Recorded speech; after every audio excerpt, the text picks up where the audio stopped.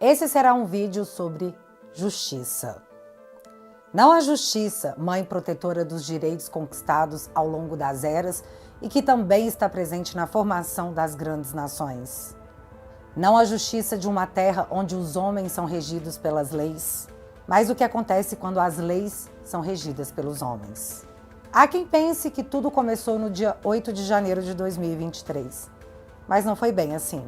Precisamos voltar um pouco no tempo para entender o que fez com que as pessoas deixassem as suas casas e fossem para as ruas. É preciso entender o que elas temiam, quais eram suas revoltas, quais eram suas esperanças e todos os atores envolvidos.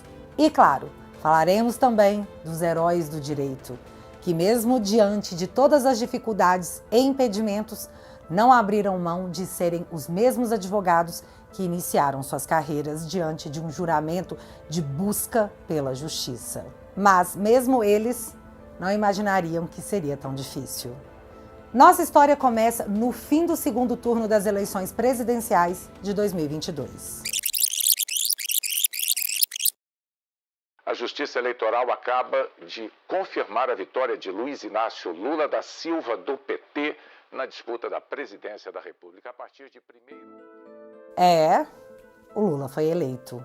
Mas esse foi o fim de uma cadeia de eventos, já que naquele momento as manifestações não eram contra o Lula. E eu não sei se te contaram, mas o brasileiro saiu de casa para reclamar de várias outras coisas. É importante lembrar que o Brasil é um lugar atípico. Embora grande parte dos eleitores não se declarem de esquerda, o país não possui um partido que seja ideologicamente conservador. Não existem canais de TV nem de rádio de grande alcance que sejam declaradamente conservadores. O único lugar que o brasileiro conservador tem de fato é a internet. E foi na internet que as pessoas se informaram sobre o que os donos do poder consideraram ilegal, injusto, inadequado e até indevido. Todos viram um político condenado tendo suas penas anuladas pela justiça e, na sequência, reabilitado para concorrer ao maior cargo da política nacional. Vimos o seu grande inimigo histórico, o mesmo que dizia que ele quer voltar à cena do crime, juntando forças para que ele voltasse ao poder. Ele quer voltar à cena do crime? Enquanto isso acontecia, o outro lado lotava as ruas, as maiores manifestações de apoio que um político já teve. Carreatas enormes, as inéditas motociatas, algumas consideradas as maiores do mundo. Mas todos viram também pesquisas que diziam o contrário do que os nossos olhos viam. O candidato à frente nas pesquisas era aquele que o povo rejeitava nas ruas. Ele era o querido da imprensa. Imprensa essa que possuía e possui até hoje opiniões alinhadas à ala progressista. E é tanto que passamos a chamá-los de consórcio, a mídia de pauta única. E deu certo, pois como dizia aquele ditado, os idiotas vão tomar conta do mundo, não pela sua capacidade, mas pela quantidade. Eles são muitos. Nelson Rodrigues. E aqui podemos especular os motivos. Desesperança, frustração, medo.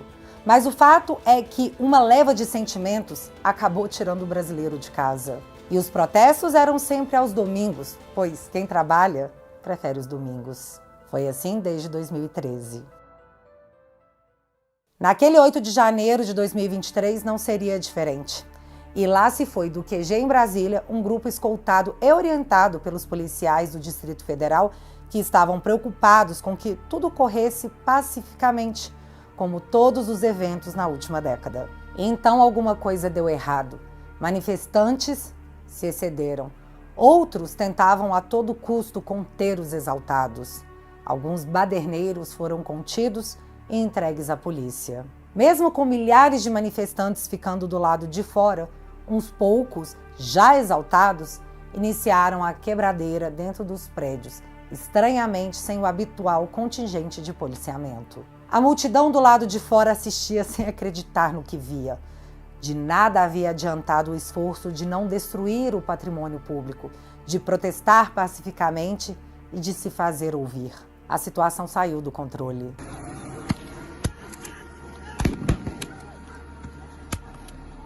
Foi dada a ordem de evacuar a Praça dos Três Poderes e todos retornaram para suas casas ou para o acampamento de origem, o quartel-general de Brasília. A noite caiu.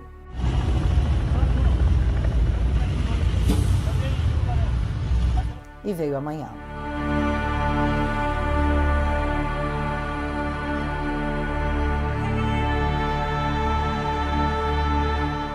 O acampamento despertou ao som de um megafone nas mãos de um oficial do Exército que dizia ter recebido ordem de desfazer o acampamento.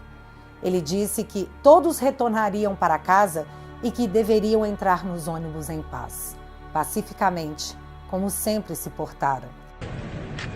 Na parte de trás, lá dos senhores, existem alguns ônibus, onde todos deverão ser encaminhados para lá. Como estão vendo, o local está cercado. Não queremos confronto. Não é interesse do Exército Brasileiro e da Polícia Militar que haja confronto. Estamos dando prazo de 1 hora, que é um prazo bastante razoável para que todos entrem nos ônibus e saiam em paz. É uma ordem.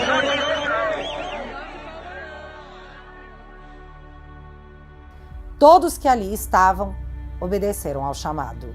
Eles viveram nesse momento o que podemos hoje concluir talvez como o ponto mais baixo do Estado Democrático de Direito. Para algumas pessoas, o que aconteceu lembrou muito a prática de perfídia, um crime de guerra, a prisão após a rendição. Cerca de 5 horas depois, eles ainda estavam presos dentro dos 40 ônibus sem banheiro, sem água e, principalmente, sem saber o que estava acontecendo. Então ocorreu uma prisão em massa de pessoas, mais de 2.000, ao ponto do diretor-geral da PF, Andrei Rodrigues, chegar a solicitar o Guinness Book que registrasse o feito. Aquele expresso do terror terminou na Polícia Federal. Eles não sabiam que estavam sendo presos e o local não tinha estrutura para que assim fosse feito.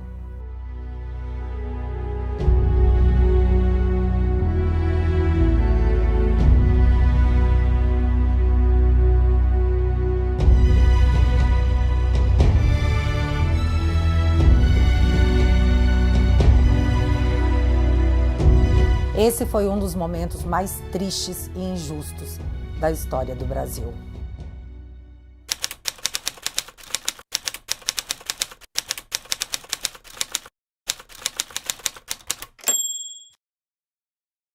Eu tenho vindo aqui desde o dia 9 de janeiro, quase todas as semanas.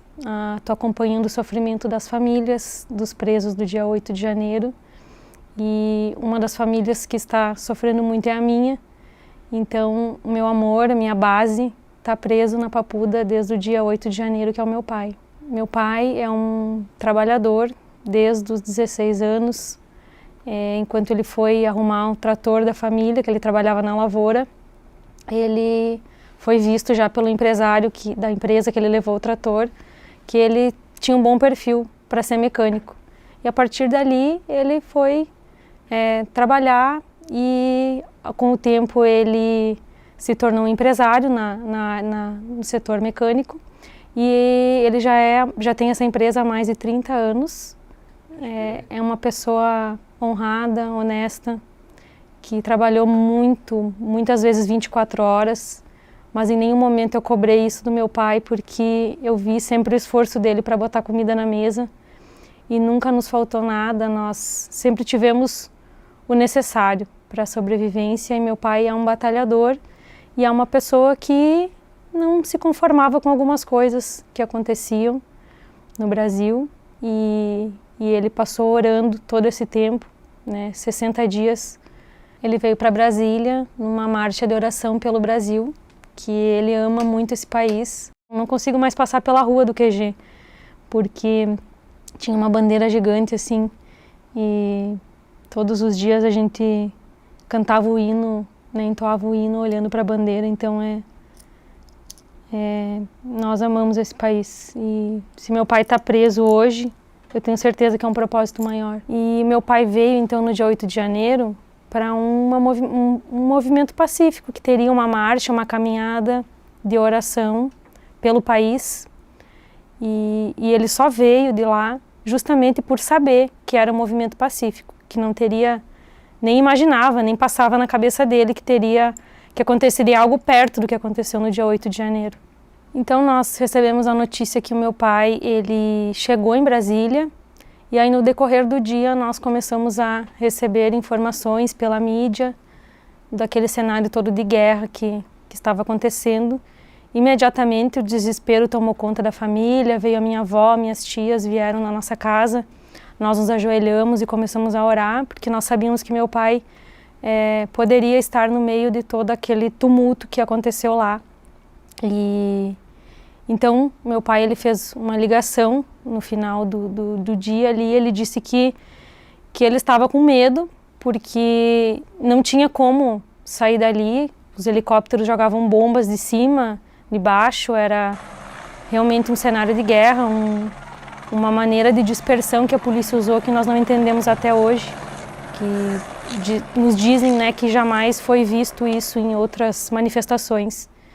E ele acabou tendo que entrar dentro do Palácio do Planalto para se proteger, porque ele não aguentou ficar ali fora, né, tinha muito gás e o medo de alguma bomba que pudesse atingir ele. Eu recebi a notícia, então, que meu pai estava sendo preso, porque ele fez uma chamada de vídeo e eu escutava muitos gritos e muitos policiais, e eles todos, consegui ver através do vídeo que eles estavam todos deitados no chão, e ele só falou assim: "Mana, socorro". E aí eu, na hora, me desesperei, e aí ele ficou sem contato, né? E eu já falei com meu irmão e nós nos deslocamos para Brasília, viajamos a noite toda e chegamos em Brasília às 8 horas da manhã do dia 9. E chegando lá, nós estávamos assim muito desesperados, porque nós sabíamos que ele tem medicações que ele toma devido às comorbidades que ele tem, e nós sabíamos que ele não tinha essas medicações, né, que acabaram ficando em algum lugar, né, se perdeu, né, as coisas dele se perderam.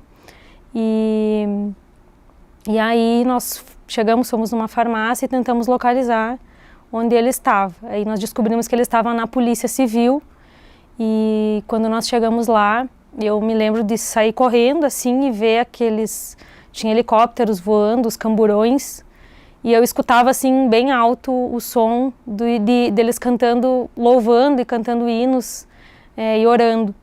E aí eu lembro de eu gritar: "Miguel Fernando Ritter", eu gritava assim. E aí ele falou: tô aqui, mana". E aí que eu fui tentar falar com ele, e um policial me impediu, disse que eu não poderia ter contato com ele. Aí eu disse: "Não, eu só preciso entregar essas medicações, por favor, né, entregue para ele, que ele está sem tomar os remédios. E ele tem hipertensão, diabetes, depressão, outras coisas, outras medicações que ele toma". O senhor já desmaiou aí, seu Miguel? Eu já desmaiei 3 vezes, já me socorreram. Desmaio. E aí, essa medicação nunca chegou para ele. O primeiro contato dentro do presídio, por ser advogado, eu consegui entrar, né, já no outro dia. E aí ele chegando lá, eles não tinham materiais de higiene básicos para se manter, não tinha colchões, eles tiveram que providenciar. A gente ficou sabendo de algumas pessoas que dormiram no chão, e aí ele ficou algemado muitas horas, e ele tem ele tem problemas nos ombros, ele já fez cirurgia em um dos ombros, ele tem uma outra cirurgia para fazer.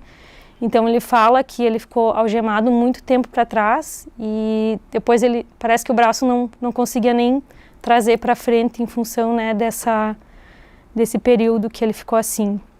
E eles ficaram também na delegacia, que eu não falei, muitas horas sem se alimentar, sem tomar água, sem poder ir no banheiro. E o que mais me dói realmente é porque o meu pai, ele não é um bandido, né? Ele nunca cometeu nenhum crime, ele nunca nem passou perto de uma delegacia, ou respondeu algum processo, ou fez mal para alguém, ou falou mal de alguém, nunca. De novo, trabalhando com 16 anos, fui levar o trator do meu pai para arrumar na oficina, e chegando lá, faltava gente, acabaram me contratando para mim trabalhar, e trabalhei de mecânico até hoje, sou mecânico. E é um serviço pesado, bastante dor na coluna,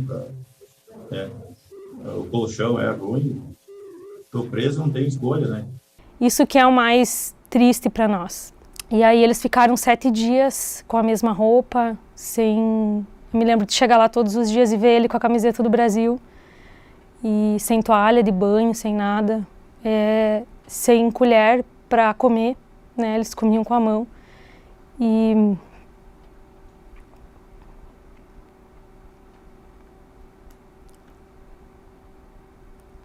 então foi muito difícil, né? Foram dias angustiantes. Nós começamos a ver que muitas pessoas não estavam recebendo a visita de advogados e não tinham contato com a família. Muitas pessoas não conseguiram nem avisar que estavam sendo presas. E as famílias também desesperadas de todo o país, né? Mais de 95% das pessoas presas são de outros estados. Então, nós começamos a ajudar as famílias, né? As pessoas passavam o número, eu fazia videochamada, ia conversando com as famílias, ia tranquilizando elas. E aí eu comecei a visitar todas as pessoas que eu comecei a ter o contato ali, eu visitava sempre que eu conseguia.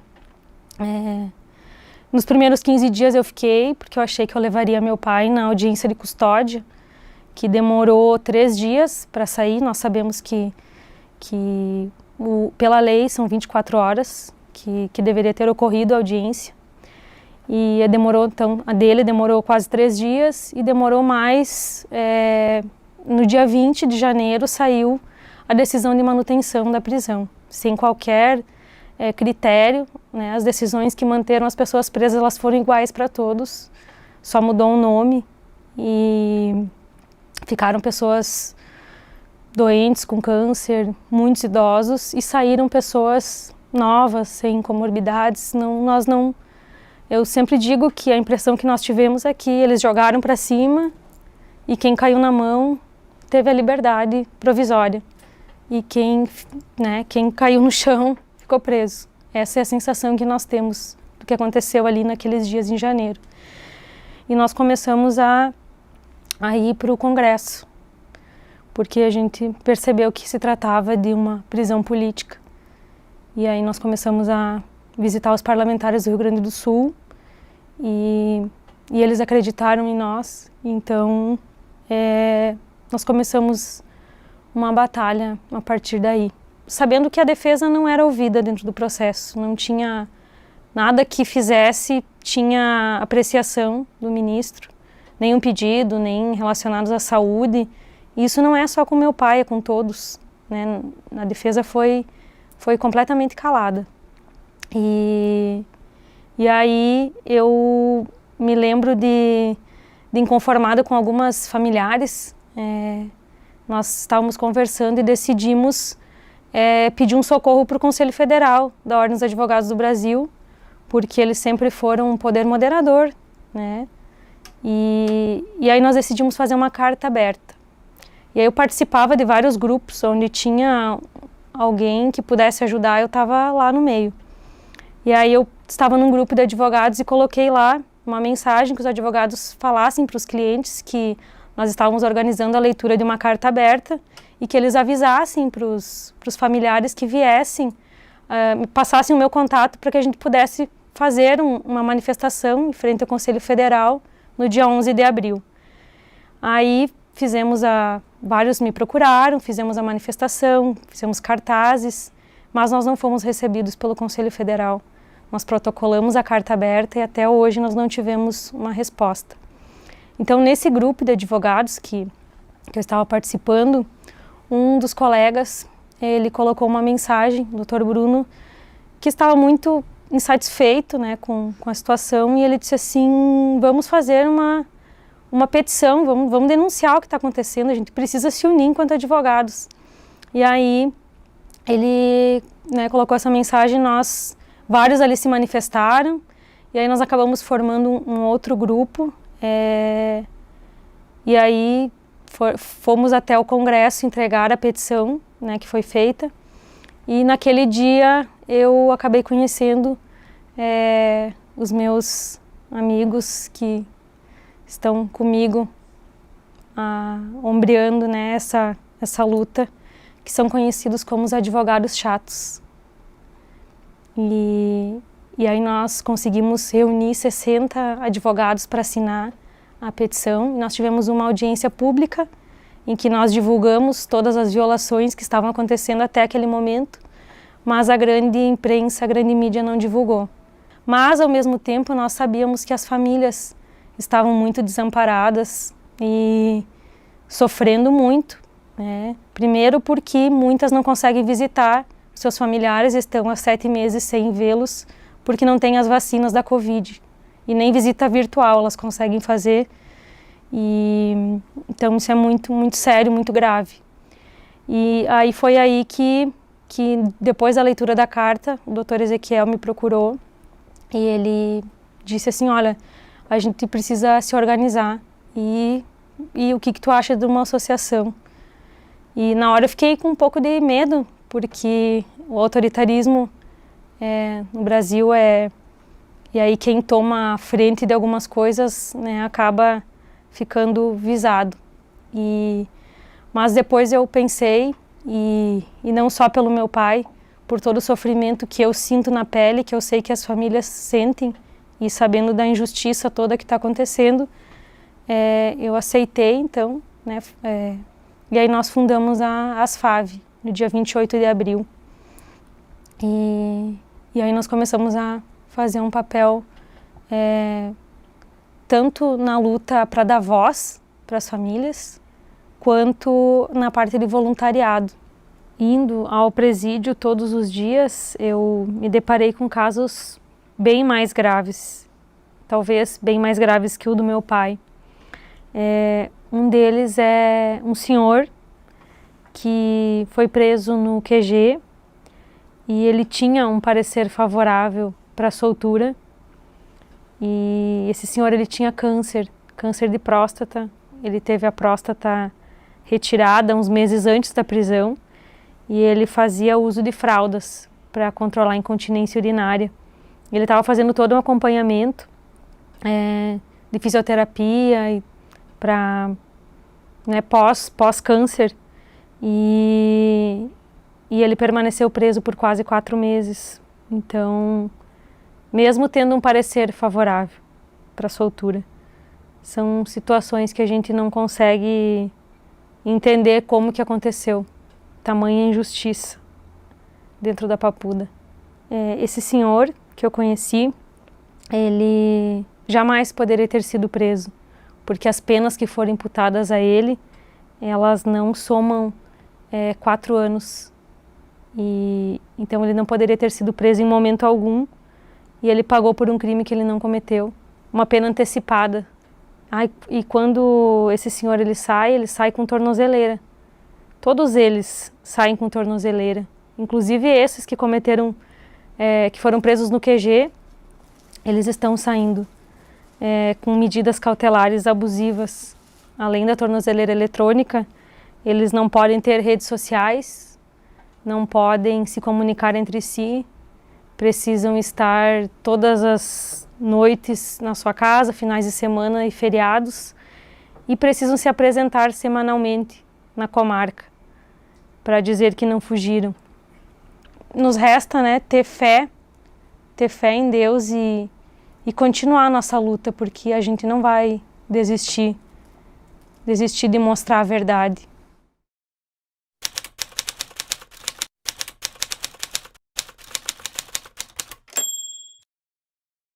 Eu preciso contar o caso da Roberta. A Roberta é estudante de medicina da USP, formada em engenharia pela Universidade Federal do Ceará. E no dia 10 de janeiro, eu fui procurada pela família da Roberta. Sou de Fortaleza também, então um amigo em comum me localizou aqui para localizar a Roberta. A família estava sem notícias dela desde o sábado, quando o celular dela descarregou. Só sabiam que ela tinha vindo a Brasília e acompanharam pela televisão tudo o que aconteceu aqui e não tinham notícias do retorno dela para São Paulo, que era onde ela morava, porque cursava faculdade lá de medicina. E aí eu comecei a percorrer os caminhos que os presos do dia 8 fizeram. A gente acompanhava listas que saíam pela imprensa, e aquelas listas iam saindo nomes e toda hora ela era atualizada. Até que eu vi o nome da Roberta e me encaminhei para a Colmeia, que é o presídio onde ela está há 7 meses, para tentar falar com ela. Mas a gente chegava ali na porta da Colmeia e era um cenário como se fosse de um grande desastre. Tinha muita gente procurando nome de parentes ou de colegas ou de clientes em listas que eram atualizadas de tempo em tempo, porque não estava no sistema, eles não constavam em nenhum banco de dados, se tinha só uma informação muito vaga. E aí um policial penal me ajudou a colher, nesse momento eu já tinha falado com a família e tinha pegado os dados dela, e aí esse policial me ajudou a colher a assinatura dela, mas disse que não seria possível conversar com ela naquele momento, porque tinha muita gente esperando para conversar com seus clientes.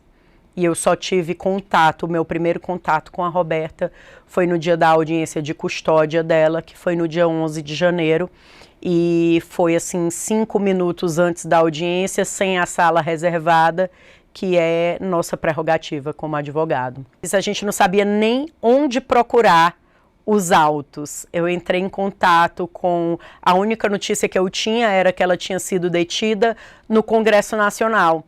E aí eu procurei a Polícia Legislativa para saber onde era que estavam os autos daquele processo. E a única informação que a Polícia Legislativa tinha era que tinha sido encaminhada para a 15ª Vara Federal, da Justiça Federal aqui de Brasília.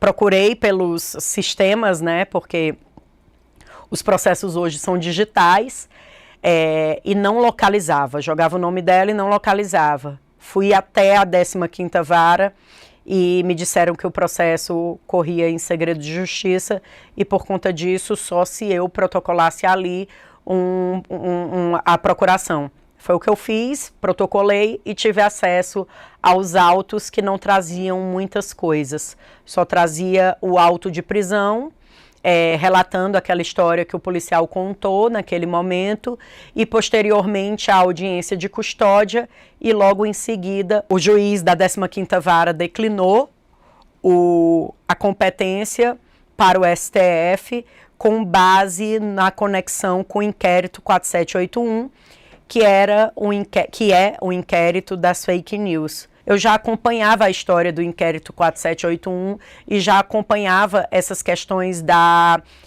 relativização da Constituição e dos códigos da legislação inteira que ocorriam no Brasil.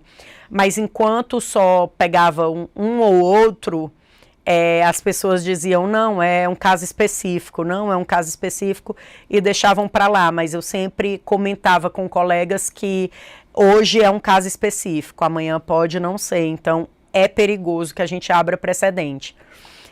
Fui ao STF em busca de ter acesso a esses autos, isso em janeiro, até hoje eu não tenho acesso ao inquérito 4781, nem ao 4879, que é intitulado Inquérito dos Atos Antidemocráticos, que a gente também não sabe o que é que são os atos antidemocráticos. E aí eu tive acesso à PET 10.820 através desse HD que eu levei algum tempo depois, que foi no tempo do ministro a aceitação da minha procuração nos autos, e essa informação eu recebi quando estive no gabinete dele, pedi a uma servidora, olha, protocolei uma procuração, estou precisando de acesso, preciso fazer a defesa da minha cliente, e ela disse, olha, é no tempo do ministro, aqui não funciona assim. Então, foi a primeira vez que eu me deparei com uma repartição onde a gente não conseguia despachar com os servidores, nem com o ministro, nem com os juízes auxiliares. A Roberta, ela estava no Congresso, mas todo momento que eu perguntava a ela como era que tinha se dado aquela situação, ela me dizia: doutora, eu cheguei lá, as portas já estavam abertas, né, já estava facultada ali a entrada, entrei, vi que tinham muitos idosos e ali me comoveu bastante, porque eu pensei, esse pessoal pode precisar de mim, então vou me manter aqui quietinha e aí, se eles precisarem, eu tô aqui.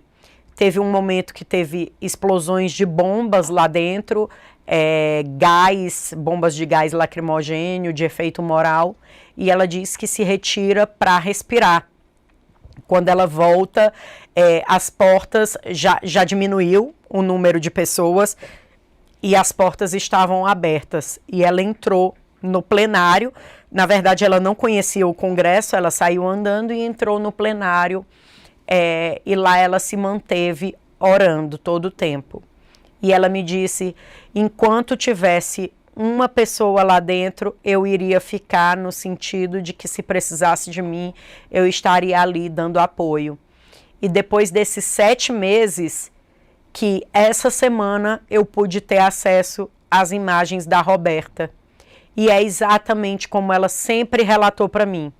Ela entrou sozinha e se sentou ou se deitou em alguns momentos, pelas imagens que eu vejo, e sempre em oração.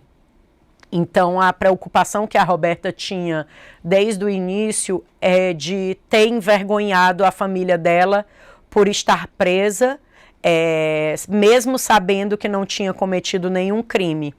Mas ela tinha medo da família estar com vergonha dessa prisão. E hoje, depois de 7 meses, quando eu recebi as imagens através do marido dela, e enviei, tive a alegria de enviar para a mãe dela me respondeu com um áudio choroso dizendo: eu sempre acreditei na minha filha e hoje eu tenho orgulho e posso mostrar para todo mundo, ela não é essa pessoa que vocês julgaram que ela era. E isso para mim, enquanto advogada, que abracei a causa, que vi em alguns momentos o direito ser usurpado dessas pessoas, o direito à ampla defesa e ao contraditório, os direitos humanos, direitos que a gente via todo mundo reclamar, ir para a mídia e fazer alarde. Para essas pessoas, tomaram o direito delas e ninguém falou nada. A gente está há 7 meses sem ver ninguém protestar. O ministro dos Direitos Humanos saiu de Brasília e foi a Natal visitar um presídio. Por que ele não visitou a Colmeia? Por que ele não visitou a Papuda e foi ver a situação desses presos do dia 8 de janeiro? Ele foi a Natal, que é bem mais distante. Às vezes eu acho que as pessoas estão querendo mesmo fechar os olhos, porque elas não querem se deparar com a própria consciência delas, quando chegar lá e encontrar um bocado de inocente preso, sem ter o devido processo legal, sem ter direito à ampla defesa e ao contraditório. A gente tem 7 meses de processo e agora que a gente teve acesso às imagens, inclusive as imagens que vieram no meu link do Planalto, elas encerram às 15h55 e retornam às 19 horas. Falta um pedaço de todas as câmeras. Como é que eu vou provar a inocência dos meus clientes sem ter acesso às imagens? O ônus da prova tem que ser da Procuradoria. A Procuradoria que está acusando o meu cliente, ela tem que dizer que ele é culpado e ela tem que provar que ele é culpado. A gente tem vários princípios no Brasil, inclusive o princípio da presunção de inocência, que é um princípio também de direitos humanos. E aí eu me questiono que tipo de amor que essas pessoas pregam. Porque quando é um bandido que mata ou um bandido que estupra, eles dão direito à presunção de inocência. A mídia dá direito à presunção de inocência. É suspeito de estupro, é suspeito de assassinato. E para essas pessoas não está tendo. Por quê? Qual é a diferença delas? Isso é que não consegue, isso é que não deixa o meu coração quieto e em paz. Foi por conta disso que eu me juntei a um grupo de outros advogados para lutar pelo direito dessas pessoas, porque é uma causa que passou também a ser pessoal. Hoje é com a Roberta Brasil, amanhã pode ser com qualquer um da gente.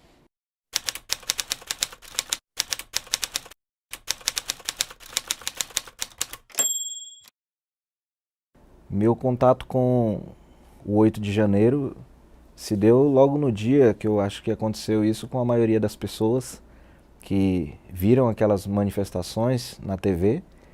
E eu falei, olha só, subiram a rampa novamente, como várias outras vezes havia ocorrido. E no dia 9 pela manhã, eu gosto muito de assistir jornal, então eu vi aquela cena dos ônibus circulando por dentro de Brasília, desfilando aquelas dezenas de ônibus. E fiquei me perguntando em que circunstâncias aquelas pessoas foram presas. Aí eu fui acionado por uma família de Santa Catarina, através de uma colega advogada de lá, para que fosse procurar um senhor que havia sido preso no dia anterior e que a família não tinha contato com ele.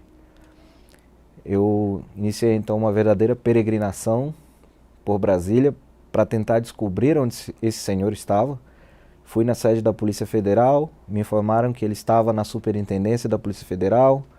Fui lá também, não estava, me disseram que ele estava na sede da Polícia Civil, fui lá também, ele não estava. Até que por fim nos disseram que eles haviam sido levados para a Academia Nacional da Polícia Federal. Cheguei lá por volta das 2 horas da tarde. E não tivemos acesso, os advogados que lá estavam não podiam conversar com as pessoas. Então a gente ficou lá por horas tentando conseguir uma autorização para acessar aquelas quase 2.000 pessoas que estavam dentro daqueles galpões lá na Academia da Polícia Federal. E depois de muito insistir, por volta das 18 horas, nos foi permitido o acesso para que nós pudéssemos ir lá falar com as pessoas e procurar os nossos clientes, porque não havia uma lista, não havia uma relação, não havia organização alguma. E nós simplesmente saímos no meio daquelas milhares de pessoas gritando os nomes dos nossos clientes, das pessoas que estávamos procurando, para tentar identificar onde elas estavam.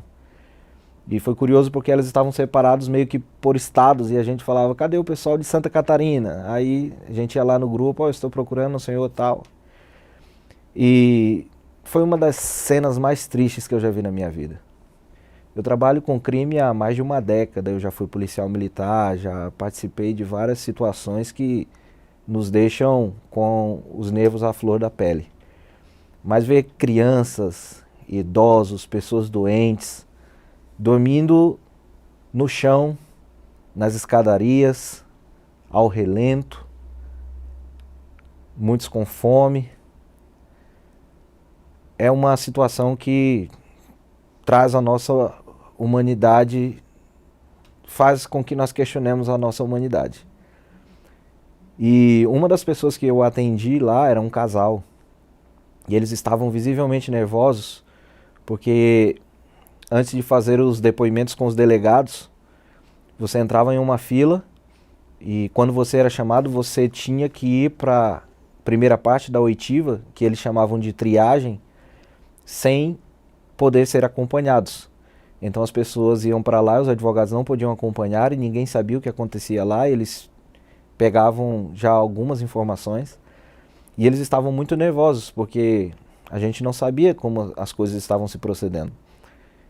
E a senhora começou a passar mal, nós levamos ela para o atendimento médico e ela conseguiu ser liberada por conta da questão da saúde. Mas o marido ficou. E ele ficou visivelmente abalado, porque apesar de que os dois estavam bem nervosos, um dava força para o outro. E em um determinado momento eu precisei acompanhar uma senhora idosa na sua oitiva com o delegado, já na manhã do dia 10, veja que nós passamos lá a noite inteira com essas pessoas, orientando, informando a elas inclusive que elas estavam presas, porque elas não sabiam.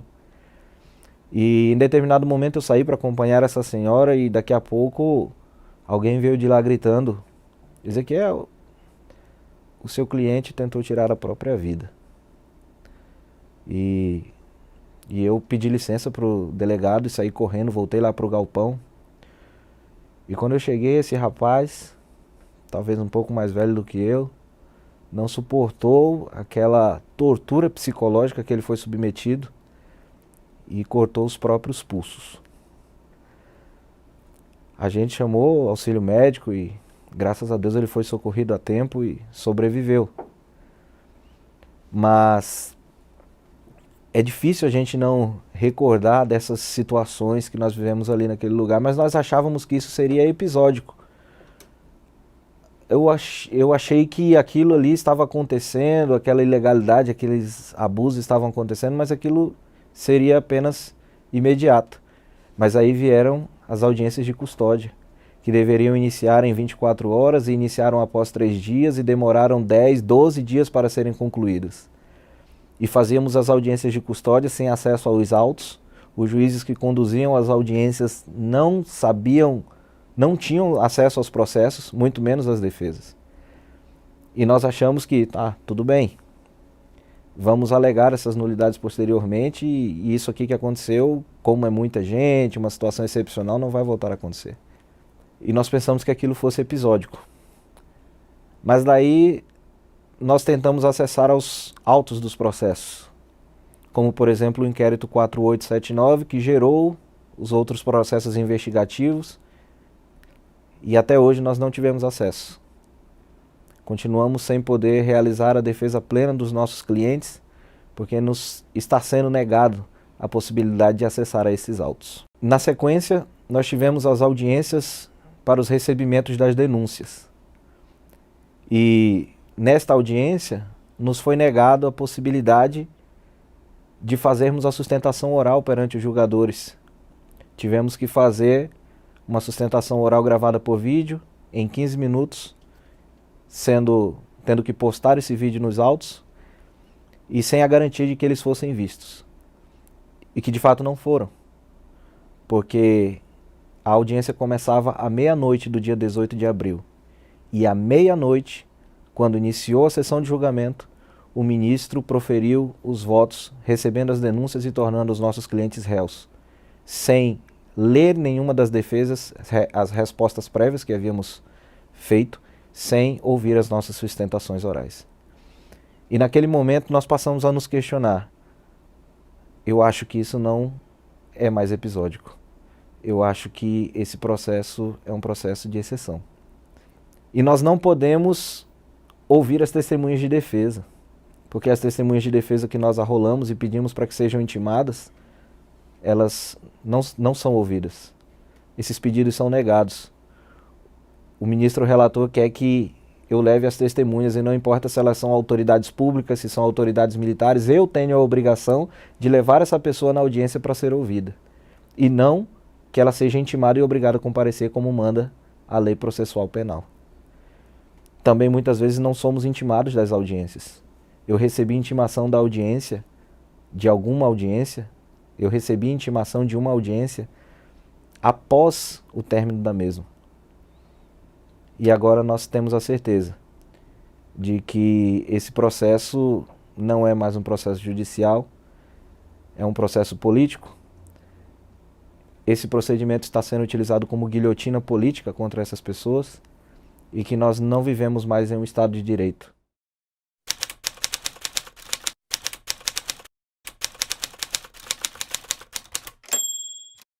Talvez as vidraças daqueles prédios fossem mais fortes do que a nossa própria democracia. O que eu vi no dia 8 de janeiro foram vidraças se estilhaçarem. Mas no dia 9 de janeiro eu vi a democracia de fato ruir, porque nós não tínhamos mais o devido processo legal.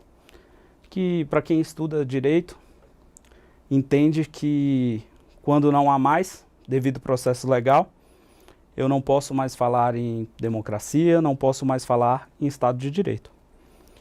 As pessoas que foram submetidas àquele processo, elas passaram por inúmeras violações de seus direitos. Os advogados que atuam nesses autos, eles passam por inúmeras violações de suas prerrogativas. E eu não vejo e não vi em algum momento as entidades de classe e as associações se manifestarem.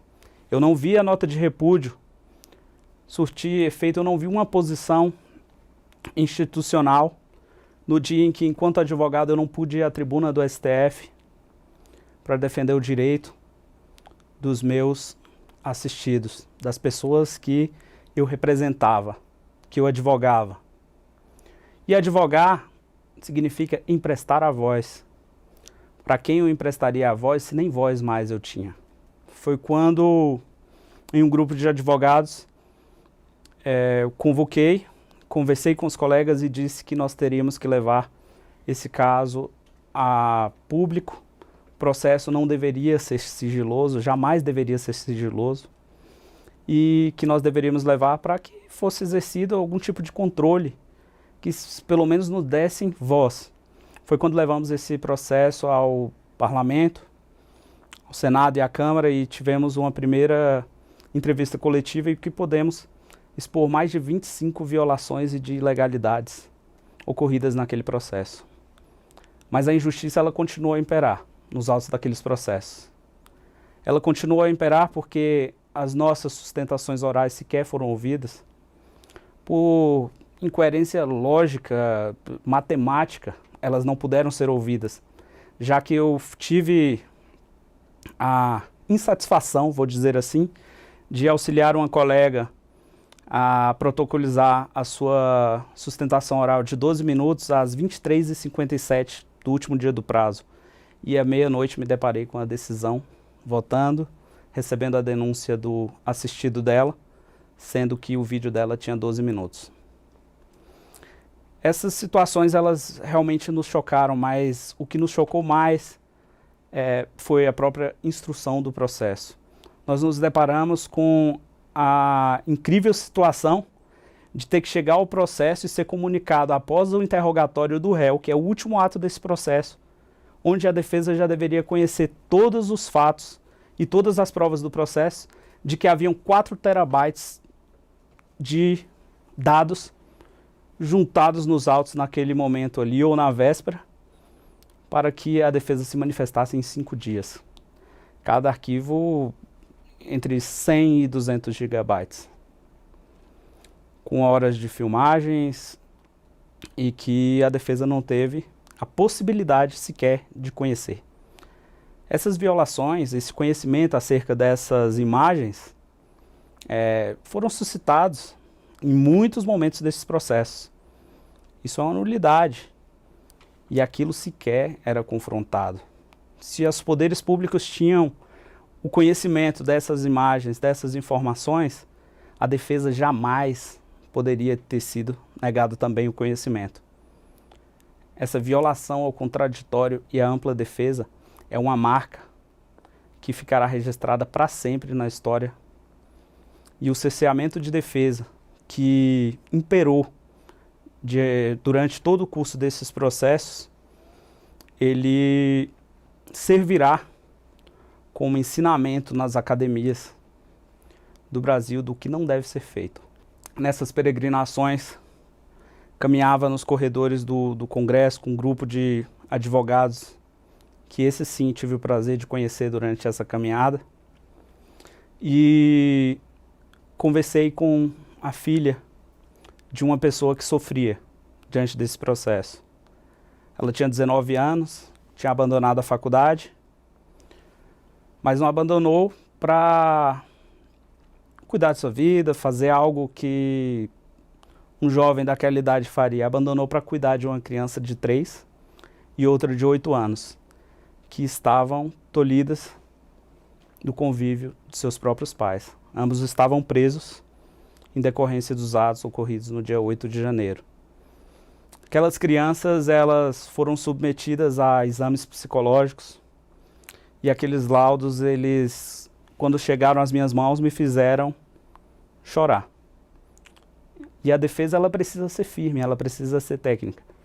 Mas diante do que eu li, eu seria tão insensível quanto quem está julgando esse processo, se as lágrimas não escorressem do meu rosto.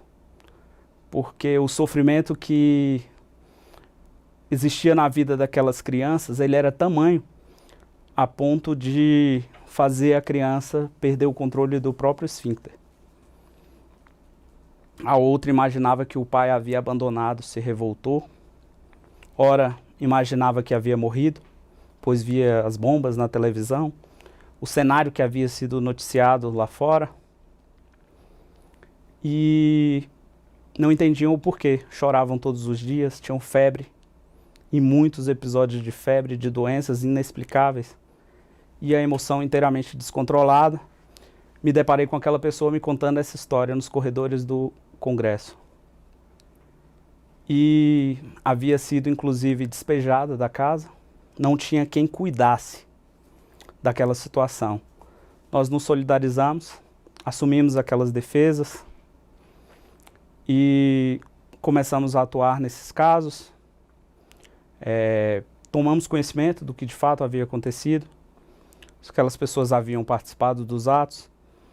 E de fato, como ensina Aury Lopes Júnior, um dos maiores processualistas do Brasil, se não o maior, punir é civilizatório. Talvez em algum momento essas pessoas tenham que ser punidas pelos atos que cometeram, mas as regras do jogo, elas precisam ser preservadas. E, mais do que isso, a proporcionalidade, o tipo de imputação, ele precisa ser condizente com o fato, com o ato que de fato foi praticado. O que a gente observa é uma generalidade absurda que impõe um árduo trabalho para a defesa, se não impossível, de separar e de individualizar essas condutas. Aquele casal que se encontrava preso naquele presídio, eles deveriam em algum momento suportar a pena, mas o nosso direito penal eles nos ensina que a pena não pode passar da pessoa que, de fato, cometeu um crime. Se é que cometeu, porque eu preciso, inclusive, aguardar o processo para dizer que cometeu. Mas naquele caso, a pena transpôs e ultrapassou todas as barreiras, porque sufocou crianças, um adolescente, acabou com a fase mais importante da vida daquelas crianças de conviver com sua mãe. E naquele momento de extrema dificuldade, eu me ajoelhei no chão e pedi a Deus pela soltura dessa mãe. No outro dia eu já estava desolado, porque quando a gente atua diante desses processos, de fato nos traz uma emoção muito grande, uma carga emocional muito grande. E no outro dia eu me deparei com a soltura dela. Foi quando Deus me respondeu que a verdade seria entregue. As audiências desses processos, mesmo pelas testemunhas da acusação, elas têm trazido a verdade, têm demonstrado que há uma grande injustiça ocorrendo e que pessoas inocentes estão pagando por crimes que não cometeram. Salvo engano, nós temos mais 8 casos de mães com filhos menores e que continuam presas, impedidas de acompanhar a maturidade, o crescimento e cuidar de seus filhos. O próprio Supremo Tribunal Federal, ele reconhece e já reconheceu em momento anterior, em julgamento de habeas corpus coletivo, que essas mães com filhos menores de 12 anos, por determinação inclusive da lei, elas têm sim o direito de terem as suas prisões convertidas em medidas cautelares diversas da prisão. E nesses casos nós não temos visto esse mesmo direito se aplicar. Eu vi em outros casos.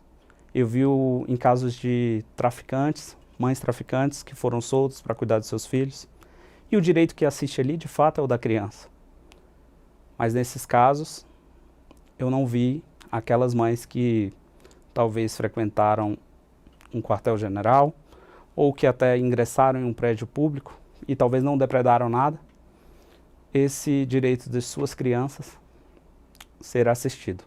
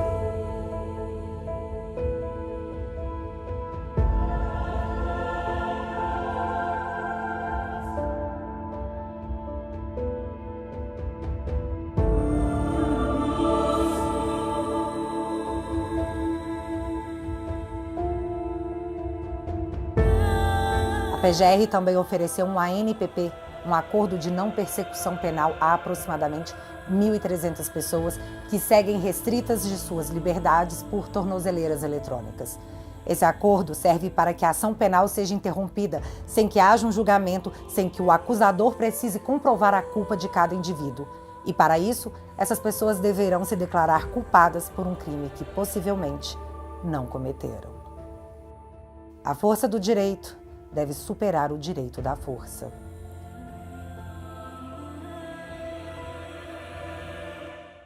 Vibra família, estamos chegando, a temporada na Comé está acabando, nossa prisão foi ilegal, fere os princípios da CF Nacional, olê, olê, olê, olê, fui pra Coméia, foi por mim, foi por você, olê, olê, olê, olê. Voltei pra casa pra verdade aparecer.